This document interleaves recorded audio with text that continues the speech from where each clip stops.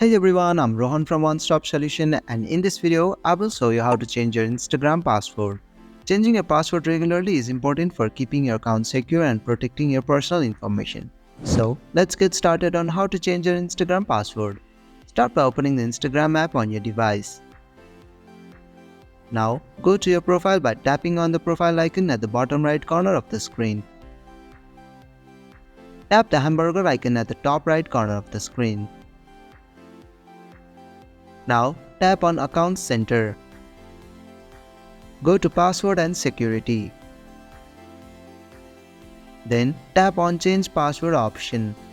Enter your current password and your new password. Once you're done, tap on Change Password. And that's how you can change your Instagram password. Thank you for watching One Stop Solution. I hope this video was helpful. If it was, then hit the like button and comment below if you have any questions or feedback. Also, if you are new to our channel, please subscribe and hit the bell icon so you won't miss our upcoming videos.